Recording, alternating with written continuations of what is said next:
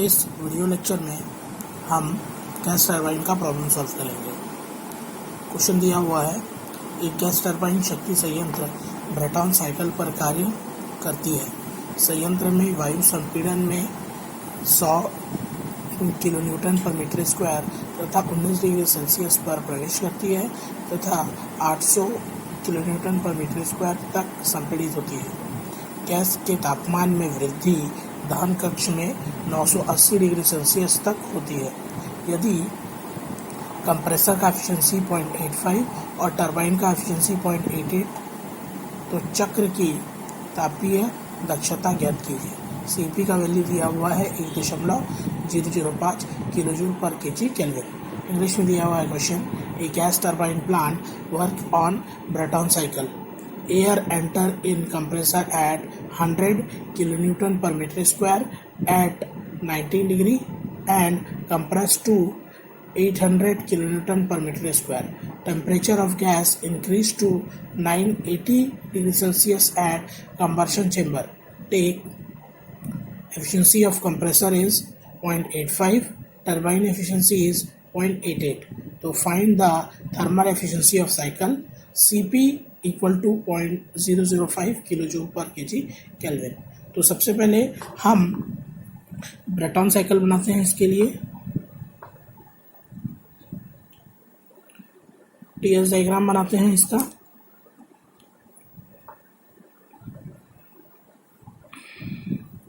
ये 800 किलोन्यूटन पर metre square pressure है और ये 100 किलोन्यूटन पर मीटर स्क्वायर प्रेशर है।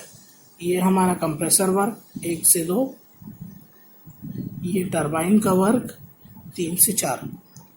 अब ये दोनों जो ये 1 to 2 compressor process, 2 to 3 combustion chamber का प्रोसेस, 3 to 4 टरबाइन का प्रोसेस, पर यहाँ पे एफिशिएंसीज भी दी हुई है। तो ये आइडियल प्रोसेस है, तो रियल प्रोसेस 2 पॉइंट थोड़ा सा ऊपर रहेगा और 4 पॉइंट भी थोड़ा सा ऊपर आएगा। मीन्स ये नया पॉइंट 2 4।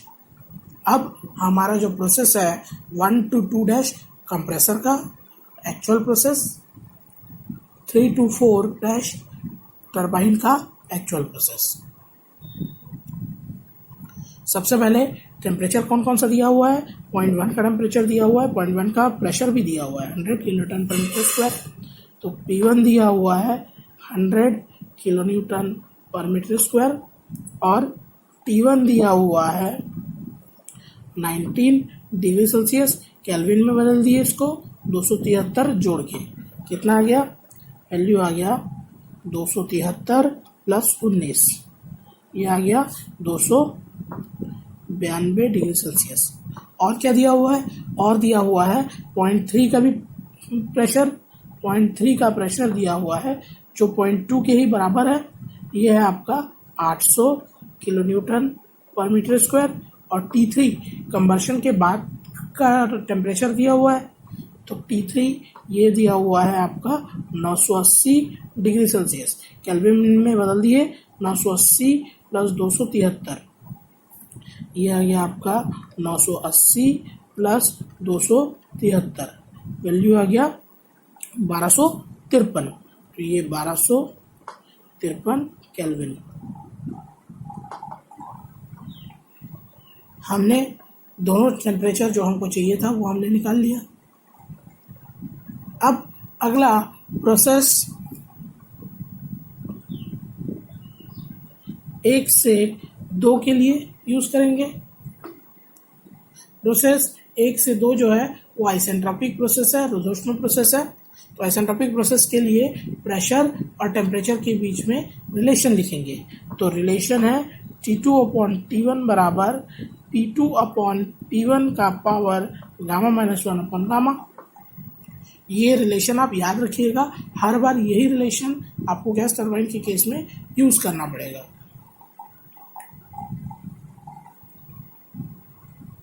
ठीक है, गामा की वैल्यू दी हुई नहीं है तो गामा इक्वल टू 1.4 हम लोग अज्यूम कर लेंगे फॉर गैस और एयर दोनों के लिए। T2 का मान हमको निकालना है, T1 का मान दिया हुआ है 292 प्रेशर P2 का 800 और P1 का 100, 1.4 माइनस 1 अपॉन 1.4। अब यहाँ से हम T2 का मान निकाल लेंगे। T2 का मान निकालते हैं हम। T2 आ गया 292 ब्रैकेट 800 बटे 100 घात 1.4 माइनस 1 डिवाइडेड बाई 1.4। तो ये मान आ गया आपका 528.94।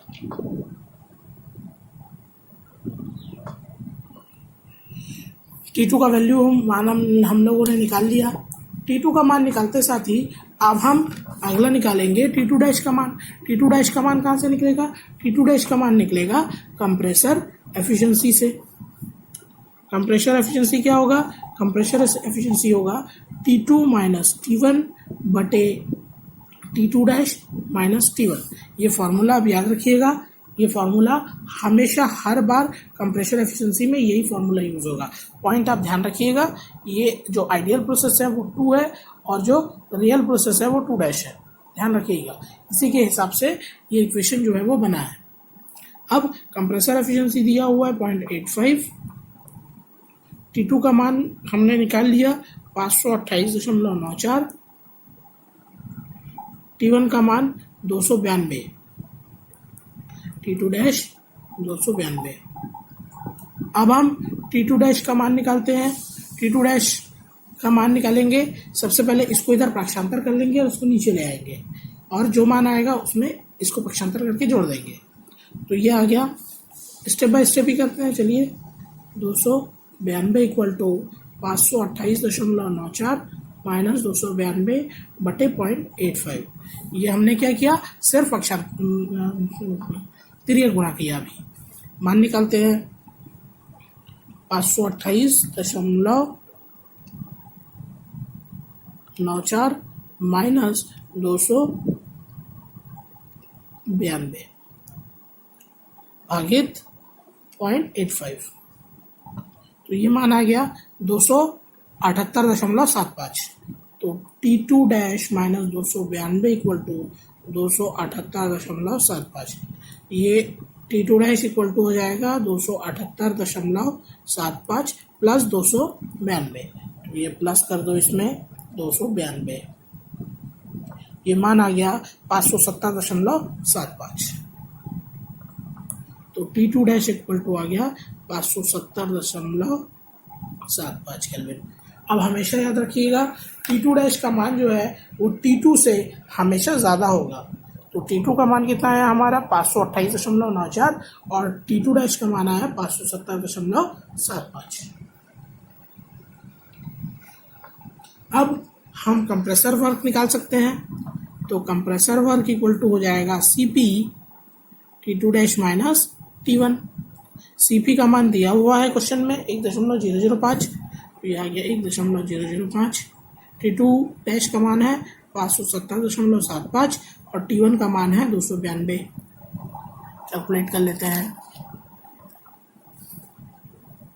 1.005 ब्रैकेट में 570.75 माइनस 292 लीजिए, मान आ गया 280.14। कंप्रेसर वर्क आ गया 280.14 किलो जूल पर केजी। कंप्रेसर वर्क निकल गया।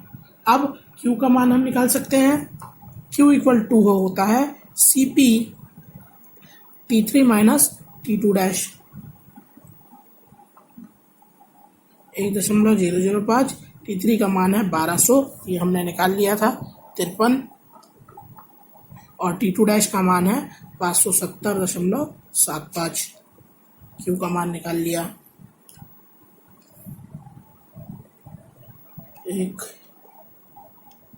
1.005 ब्रैकेट में 1253 माइनस 570.75 मान आ गया 685.66 किलो जूल पर केजी। अब थर्मल एफिशिएंसी का मान निकालने के लिए हमें अब मान निकालना पड़ेगा किसका, अब हमें मान निकालना पड़ेगा टरबाइन एफिशिएंसी का। तो टरबाइन एफिशिएंसी का मान निकालने के लिए यहाँ पे देखिए, टरबाइन एफिशिएंसी का मान निकालने के लिए हमें 4' का मान निकालना पड़ेगा। तो सबसे पहले हम T4 का मान निकालेंगे, फिर 4' का। T4 का मान निकालने के लिए हम यूज़ करेंगे प्रोसेस 3 से 4। फिर से ये आइसेंट्रोपिक प्रोसेस है, मीन्स रुद्धोष्म प्रक्रम है। तो ये हमने निकाल लिया T3/T4 बराबर P3/P4 का पावर गामा माइनस 1 गामा। हमें पता है कि P2 जो है वो P3 के बराबर है और P1 जो है वो P4 के बराबर है। देख लीजिए आप, 2 पॉइंट जो है वो 3 पॉइंट के प्रेशर के बराबर है और 1 पॉइंट जो है वो 4 पॉइंट के प्रेशर के बराबर है। तो फॉर्मूला रख दो यहाँ पे। T3 का मान है 1253 डिवाइडेड बाई T4 बराबर P3 का मान है 800/100 का घात गामा माइनस 1 गामा। सबसे पहले इसका मान निकाल लेते हैं। कितना आएगा इसका मान? इसका मान आएगा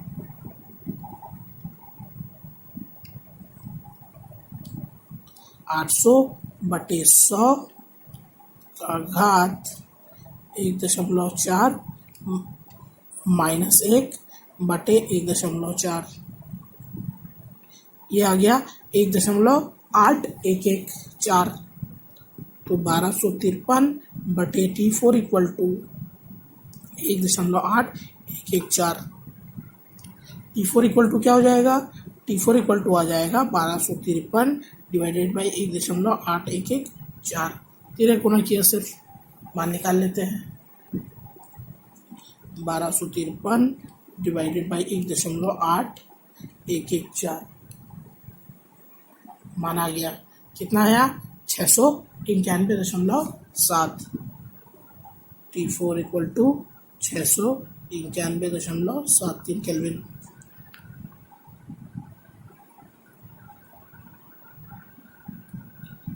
अब T4' का मान निकालेंगे। T4' का मान निकलेगा कहाँ से? कंप्रेसर टरबाइन एफिशिएंसी से। तो टरबाइन एफिशिएंसी क्या है? टरबाइन एफिशिएंसी का मान है T3 minus T4' divided by T3 minus T4। अब हमेशा याद रखिएगा, कंप्रेसर के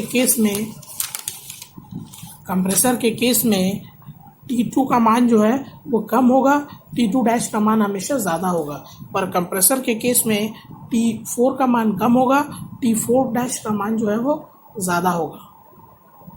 ध्यान रखिएगा, ये T4 3 to 4 आइडियल प्रोसेस है और 3 to 4' जो है वो आपका रियल प्रोसेस है। तो उसी के हिसाब से ये इक्वेशन जो है, ये फॉर्मूला जो है वो बना हुआ है।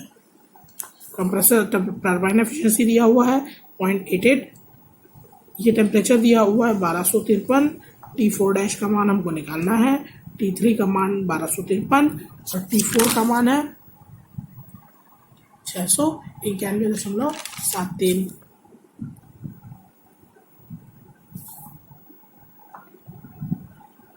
तो ये गुना करते हैं, इसके साथ गुना हो जाएगा। तो ये हो गया आपका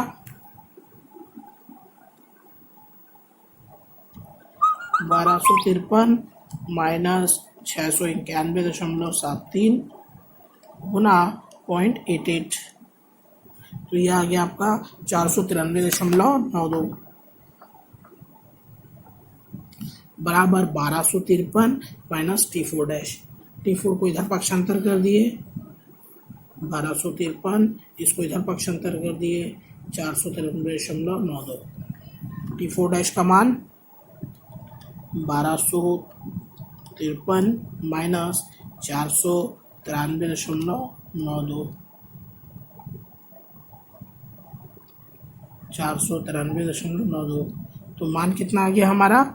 देखिए 759.08। T4' equal to 759.08 kelvin. तो देख लीजिए, T4' का मान जो है वो हमेशा ज़्यादा रहेगा। किससे? T4 से, और T2 का मान हमेशा कम रहेगा T2 डैश से। T2 डैश का मान ज़्यादा रहेगा, T4 डैश का मान भी ज़्यादा रहेगा टेम्परेचर।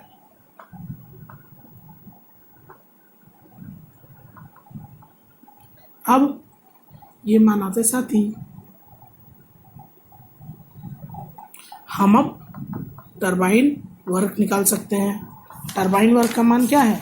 टरबाइन वर्क का मान आ गया आपका CP T3 minus T4 dash. CP का मान 1.005, T3 का मान 1253 और T4 डैश का मान 759.08। मान निकाल लेते हैं। यह आ गया 1.005 ब्रैकेट में 1253 माइनस 759.08। यह आ गया आपका मान 496.38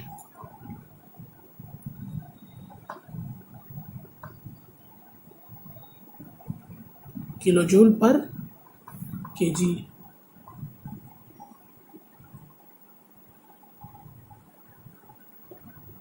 अब हम थर्मल एफिशिएंसी का मान निकाल सकते हैं। थर्मल एफिशिएंसी होता है नेटवर्क अपॉन क्यू, और नेटवर्क होता है turbine work minus compressor work upon Q. Turbine work हमने निकाल लिया 496.38। कंप्रेसर वर्क कितना निकाला था? कंप्रेसर वर्क देखिए 280.14। और क्यू का मान कितना निकाला है हमने? क्यू का मान निकाला है 685.66। कैलकुलेट कर लेते हैं। 496.38 माइनस 280.14 भागे 685.66। देखिए मान कितना आ गया? 0.854। तो थर्मल एफिशिएंसी आ गया 0.3154। इसको परसेंट में लिखेंगे तो 31.54%। यदि कुछ डाउट होगा पूछ लीजिए। Thank you.